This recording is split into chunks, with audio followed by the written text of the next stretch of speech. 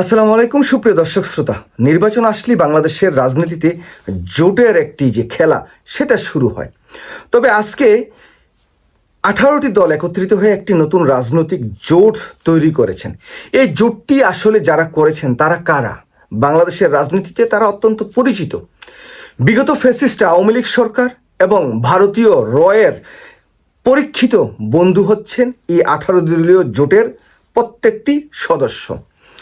শেখ হাসিনাকে বাংলাদেশের রাজনীতিতে দানব হয়ে ওঠার পেছনে যাদের ভূমিকা অনস্বীকার্য, এই জোট মেম্বাররা বিগত দিনে আওয়ামী লীগের আমিডামি নির্বাচন, মধ্যরাতের নির্বাচন এবং কি যে বিনা ভোটের নির্বাচন, প্রত্যেকটি নির্বাচনে তারা নিরঙ্কুশ সমর্থন জানিয়েছিল শেখ হাসিনাকে। সেই শেখ হাসিনাকে সমর্থন জানিয়ে আজকে তারা আবার নতুন একটি জোট করে ডক্টর মোহাম্মদ ইউনূসকে নতুন করে বয়ান দিচ্ছেন যে বিগত দিনে তত্ত্বাবধায়ক সরকাররা এই করেছেন সেই করেছেন, তারা আইন শৃঙ্খলা পরিস্থিতি নিয়ন্ত্রণ করেছেন। অথচ এই আওয়ামী ফেসিবাদের দোসররা ভুলে গিয়েছেন যে জুলাই আগস্ট বিপ্লবের মধ্য দিয়ে শেখ হাসিনা পালিয়ে যাওয়ার পর বাংলাদেশের যে পুলিশ প্রশাসন থেকে শুরু করে সর্বস্তরে যে একটি ব্যাকম তৈরি হয়েছে, সেই ব্যাকমটি এখনও এই অন্তর্বর্তীকালীন সরকার কাটিয়ে উঠতে পারেনি। সেই জায়গায় আইন শৃঙ্খলা পরিস্থিতির অবনতি থাকবেই, কারণ বাংলাদেশের এই যে এক্সিস্টিং যে পুলিশ বাহিনী তারা এখনও যেভাবে কাজ করার কথা সেভাবে কাজ করছে না, অথবা তারা করতে পারছে না। বিগত 18 বছরে শেখ হাসিনা এবং তার দোসররা একটি বিপুল সংখ্যক পুলিশ বাহিনীর সদস্যদের নিয়োগ দিয়ে গেছেন। অনেকে সৎ নিষ্ঠা থাকলেও তারা নিজেরা সে আগের মতো সাহস নিয়ে কাজ করতে পারছে না।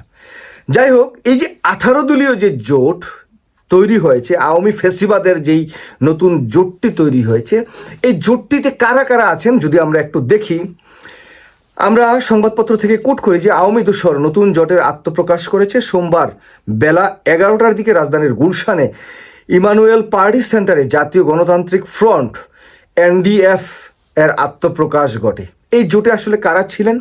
জোটের চেয়ারম্যান হিসেবে ব্যারিস্টার আনিসুল ইসলাম মাহমুদ, তিনি আছেন ফ্রন্টের প্রধান উপদেষ্টা আনোয়ার হোসেন মঞ্জু, জোটের মুখপাত্র রুহুল আমিন হাওলাদার, আরও উপস্থিত ছিলেন গোলাম সরোয়ার মিলন, কাজী ফিরোজ রশিদ, মজিবুল হক চুন্নু, সৈয়দ আবুল হোসেন বাবলা, মহসিন প্রমুখ।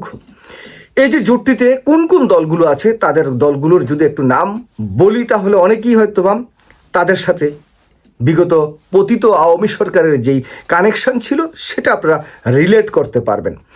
জনতা পার্টি বাংলাদেশ, বাংলাদেশ জাতীয় পার্টি, তৃণমূল, বিএনপি, বাহ চমৎকার। বাংলাদেশ সাংস্কৃতিক মুক্তি জোট, বাংলাদেশের জাতীয়তাবাদী আন্দোলন, বাংলাদেশ মুসলিম লীগ, জাতীয় ইসলামিক মহাজোট, জাতীয় সংস্কার জোট, বাংলাদেশ লেবার পার্টি, স্বাধীন পার্টি, জাতীয় স্বাধীনতা পার্টি, বাংলাদেশ মানবাধিকার পার্টি, বাংলাদেশ সর্বজনীন দল, বাংলাদেশ কল্যাণ পার্টি, আপনারা তাকে সবাই চিনেন Ibrahim, applied Democratic party, Bangladesh গণতান্ত্রিক আন্দোলন, ডেমোক্রেটিক পার্টি ও বাংলাদেশ জাতীয় লীগ। অনুষ্ঠান আত্মপ্রকাশ অনুষ্ঠানে সংবাদ সম্মেলনে জাতীয় পার্টির একাংশের চেয়ারম্যান ব্যারিস্টার আনিসুল ইসলাম মাহমুদ চৌধুরী বলেন, আগামী নির্বাচন হতে যাচ্ছে মব কালচারের নির্বাচন।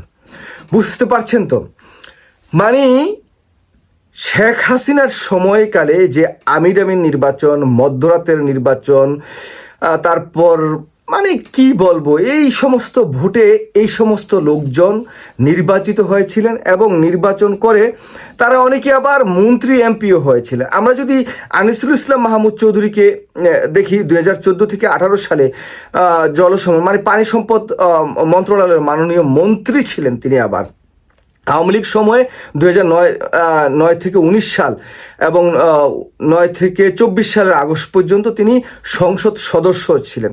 তারপরে যদি দেখি আনোয়ার হোসেন মঞ্জু, তিনি 2014 থেকে 2024 সালের সংসদ সদস্য ছিলেন।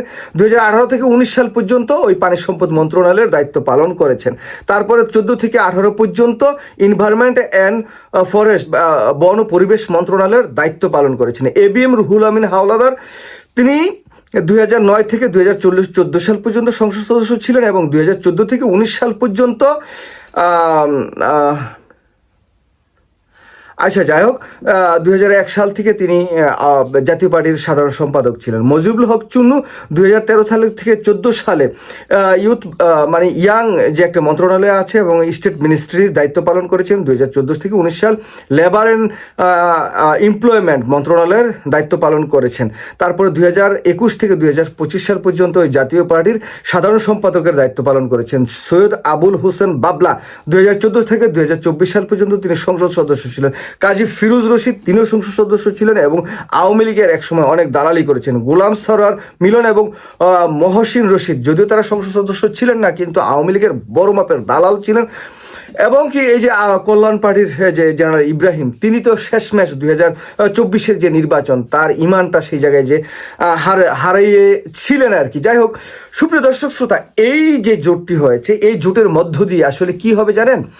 ভারতীয় যেই আগ্রাসন বাংলাদেশে এবং ভারতীয় গোয়েন্দা সংস্থা তাদের যে মিশন এবং ভিশন, সেগুলো বাস্তবায়ন করার লক্ষ্যে এবং শেখ হাসিনা এবং আওয়ামী লীগের মানে বিটিম হিসেবে তারা এই অন্তর্বর্তীকালীন সরকার এবং আগামী যে নির্বাচনটি, সেই নির্বাচনটিতে তারা কাজ করবেন। যেহেতু এখন তারা সরাসরি কেউ কিন্তু জাতীয় পার্টি মানে ওই যে জিএম কাদের এবং এরশাদের যে রাজনৈতিক দল, সেই রাজনৈতিক দলের সাথে তাদের সম্পৃক্ত নেই। সেই জন্য তারা সবাই কিন্তু আলাদা হয়ে গেছেন, দল থেকে বের হয়ে গেছেন। বের হয়ে যাওয়া মানে যে তারা পুতো পবিত্র হয়ে গেছেন, ভালো হয়ে গেছেন, ফ্রেশ হয়ে গেছেন, সেরকম ধারণা করার কোনো অবকাশ নেই।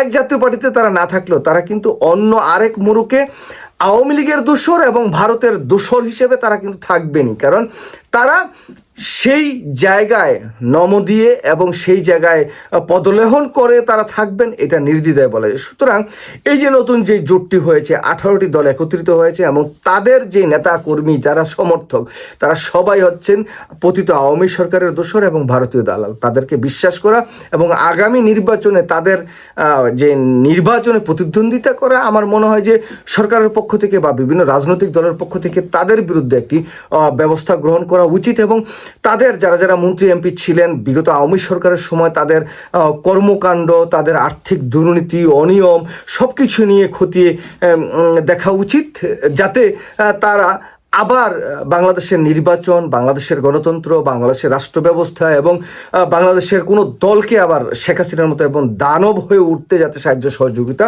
করতে না পারে। যাই হোক, সুপ্রদর্শক শ্রোতা, সবাই ভালো থাকবেন, সুস্থ থাকবেন, নিরাপদে থাকবেন। দেখা হবে নতুন কোনো ভিডিও নিয়ে। সেই পর্যন্ত এখনকার মতো বিদায় নিচ্ছি। আল্লাহ হাফেজ, আসসালামু আলাইকুম।